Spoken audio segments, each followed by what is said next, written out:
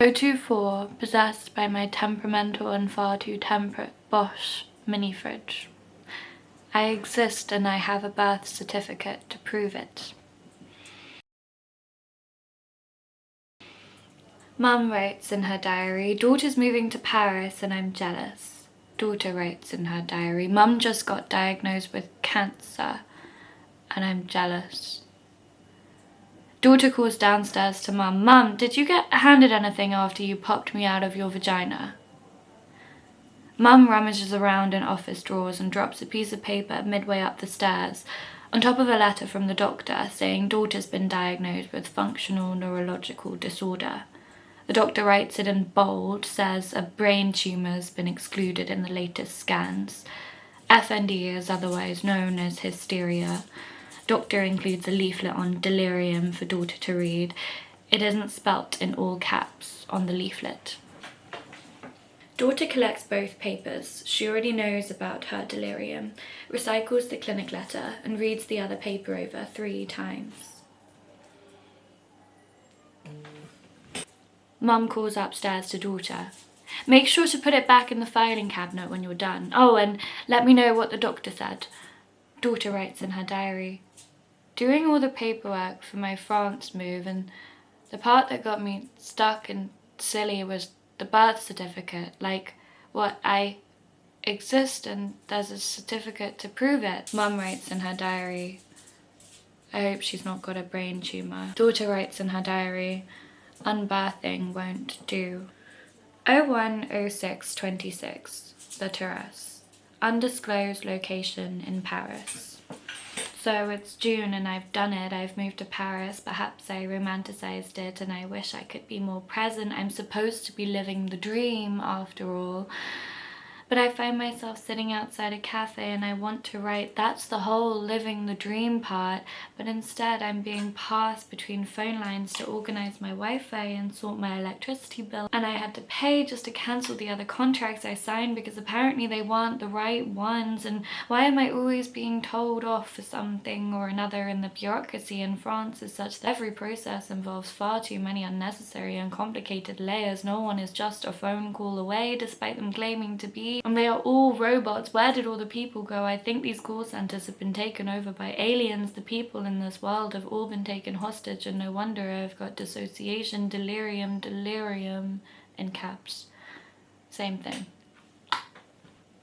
None of this being passed between bots and people and finding my customer number, even though there are so many numbers on every sheet of paper the concierge keeps stuffing through my letterbox. I'm learning to hate the sound of him posting envelopes through that hole more than the sound of my neighbours rowing in the mornings and into the night. And every number is different or doesn't work. I think the aliens fused the wires in the computer system. And why do the phone lines always go crinkly when I need to say something important? It's conducive to the creative practice, and no wonder the people online are claiming I am not a real poet. What even is a real poet anyway? I am beginning to think that nothing in this life is real in any metaphysical or tactile sense. Daughter Googles, what is a metaphysical poet? Loose descriptor, poets focusing on the spoken rather than the lyrical aspects of their work. Conceits, 17th century English poets. Daughter writes in her diary, keep using conceits even if they don't make sense, especially if they don't make sense. It's good, apparently. Daughter texts Mum, Dad was wrong. The electricity went out at midnight. Mum texts daughter, blushing face emoji. Oh, that's strange. Didn't you say you sorted it before you moved? Daughter texts Mum, apparently Wi-Fi is different from electricity. I put my pen back down on the rickety metal table for the 37th time and decide that a poem is not getting written today. I am an addict anyway. I'll come back to it. The pen rattles and I lose the lid to the floor again, a bit like the scraps of croissant which never make it to my lips. But I like pigeons. I can't be bothered retrieving it from under my seat another time, so instead I pick up the phone to Mum, who suddenly sounds like some sort of French admin apologetic. That's just the problem with French bureaucracy. They have all these people doing all these different jobs and they can't streamline it because then they'd have to fire everyone. A bird lands on top of one of the chairs at another table. It has its beak puckered open, but it's not singing anything. It flew from the nest just to mock me. It is not a pigeon. I'm moaning. I am contrary Mary. I pick myself up and pick the multi-pack of pink toilet paper on the supermarket shelf on my way back to my apartment and tell myself that the younger version of me, who so desperately wanted to be an adult long before I was aware of my having a birth certificate to prove all of this, would be giddy at walking down the street with a pack of 24 pink rolls of toilet paper and a bottle of bleach, which after today's phone calls I consider drinking or using to flush the loo. With the power out, it won't flush. It's like those scary suction mechanisms they use on trains and planes, and I get all worried I'll get sucked down every time I flush the loo, so I keep the door ajar just in case. I don't know why I always have this lingering sourness that I'm not wanted in certain places and that I'm about to get told off. Moving out does wonders for dredging up old wounds you thought you stuffed down the toilet, not realising it's a plug-in flush and the power's out. At least the power being out is an excuse to tear open the bubble wrap from the singular candle I packed in my suitcase next to my poetry books. It didn't combust in my case. I am another case entirely. Daughter writes in diary, I am self-combusting daughter. Mum writes in diary, should have named her Scarlet. Dinner will be a thimble of bleach and pesto from the jar. I forgot I can't cook penne without a stove. 2006-2026. Electricity working, Wi-Fi still temperamental, Viber box still unlocated somewhere in the basement of the building. Daughter texts mum, I have a confession. Mum texts daughter, blushing face emoji, but we're Protestant, not Catholic. Daughter texts back, I told you to stop using emojis. Mum texts daughter, and dad told you to stop reading the Bible. Oxford. In my last year of university, I joined a Bible study group. It was in Redacted's room in college on the top floor by one of the towers on the corner of the quad. I think the idea was actually to rotate who hosted it, but college room allocation favours all the wrong people, and so we stuck to her room because it was nicest, and she had a peppermint plant on her windowsill, which meant that we could have tea. Then of course I broke my leg and returned from the Christmas vacation in a wheelchair, so they all had to be good Christians and come to my room every Tuesday night instead. I like to be centre of attention. It distracts me from being such a sinner. I only had a mini kettle and not enough seats, even including the wheelchairs. They mostly sat on the floor, and it took at least 3 trips to the ensuite to refill the kettle for everyone to have a cuppa, during which they'd play musical carpets, getting up from the wide wheelchair-friendly door with the grab handles, poking out to let one of them reach the sink for the next batch of 2.5 teas. This routine took up the first quarter of Bible study. I'd take the bed to ice my leg and be closer to my morphine pills. They were as much comfort as the Bible back then. We'd all written topics on scraps of paper in Michaelmas term, folded them up and put them in a sock.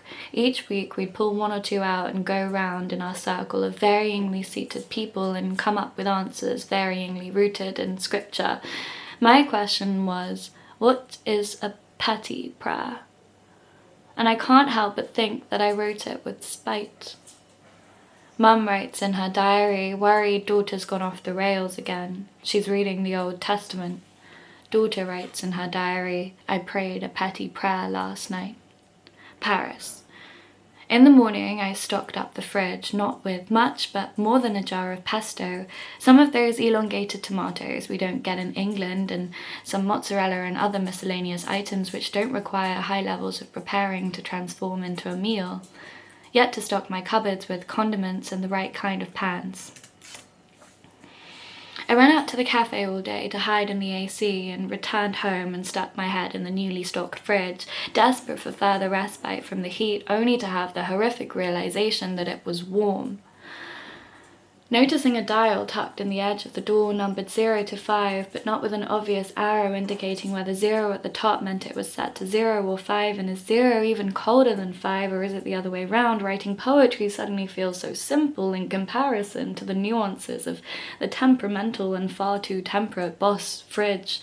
Anyway, I twist the dial around a few times and see if that did anything. The starting point was somewhere between 3 and 4. I span it round to see the 0 and then the 5, and in a moment of sneaky self-doubt, rocked it around a bit like a seesaw and then heard a scary clunk, and shortly after the sound from the BOSCH mini fridge cut out entirely. Daughter texts mum. I've already written a poem about a funeral for the sushi I couldn't finish at the restaurant. I can't write one about a funeral for my fridge. Mum responds, you'd think I gave birth to a fish. All my groceries set to expire by morning, I prayed a petty prayer that I would wake up to the soft melodic humming of the BOSCH mini fridge. It was the last resort, I must add to my confession. I needed to sleep and turn off the middle-aged men on YouTube whose special interests apparently included every nuance of the humble BOSCH mini fridge. Still unsure as to which model I possessed, or more accurately, possessed me, except for what to do when the dial fuses it. I waited till 4 a.m. for the fridge to resurrect before closing YouTube and resorting to the petty prayer.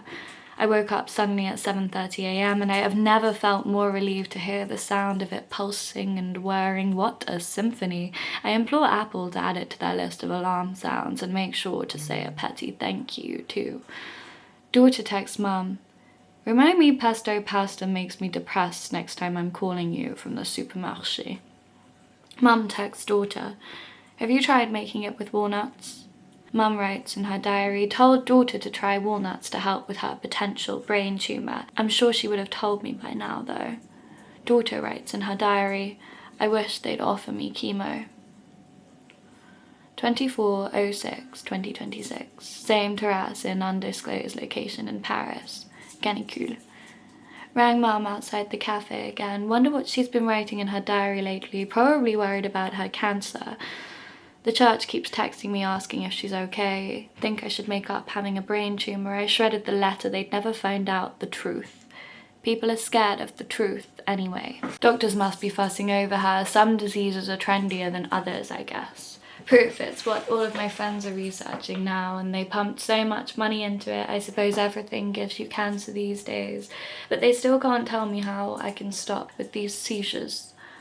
Daughter on the phone to mum. So you still don't believe in climate change? I hate this canicule. Mum on receiver to daughter. I think it's just a new era we're passing the threshold into. We'll migrate to the poles. Daughter on the phone to mum. We'll blow up before then. And who's going to build all the houses in northern Canada and Alaska anyway? The sirens keep going past, 1 every 3 minutes, maybe 2. Lorry engines are spontaneously combusting. The lava fizzles when it hits the concrete. The roads will be next to melt. I wrote a poem, Summer, It's All Gloop, a month or so ago, about summer in the village. The irony that it ended with the potholes still need filling, when the latest news about England from France is that the potholes are being filled by the sun melting the concrete. Daughter texts mum, it's too hot to sleep. Mum responds, have you tried sleeping in the bath? Daughter writes poem, self-combusting daughter, bile buddy receiver, calling mum from the top.